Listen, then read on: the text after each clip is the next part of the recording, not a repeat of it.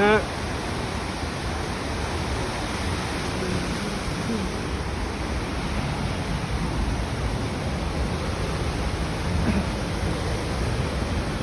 Guys, hello. यो चाहिँ अब कहाँ भनौँ भने यो चाहिँ हुँगामा पर्छ है।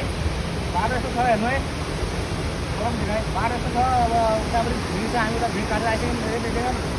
अब यो यस्तो हालत छ। अब यो अब हेर्नु पऱ्यो, यो अघिल्लो उताले हेरेन। अब यो नयाँ सरकार, नयाँ बालिन सरकारले अब हेर्नु पऱ्यो भन्ने म आशा लागिरहेको छ। अब बालिन सरकारले हाम्रो यो बाटो नै हेर्छ। कर्णाली प्रदेश हुम्ला जिल्लाको धेरै विगत ठाउँमा पर्ने चङ्कली गाउँपालिका, हुम्ला जिल्ला चङ्कली गाउँपालिका वडा नम्बर 5 लेप्चावासी लेप्चा गाउँको यो बाटो जसरी पनि रोड काट्नु पऱ्यो भनेर म यो हजुरलाई आग्रह गर्न चाहेँ मैले। यो मान्छे गयो पछि तल हेर्नु, पुरा कर्णाली छ तल। यता बाटो यत्रो छ हेर्नु, यता बाटो यस्तो छ। हाम्रो हामी यहाँ भारी बोकेर आएर आउनु पर्दा त हातमा पनि सामान यत्रो काम बोक्नु पर्दा छ, भारी बोक भएर।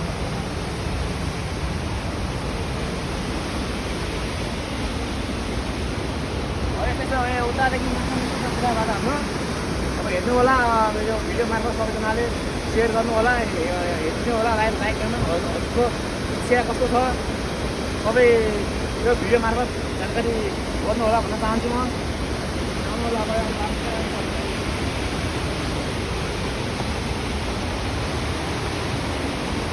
यो भिडियो अलि लामो हुनसक्छ।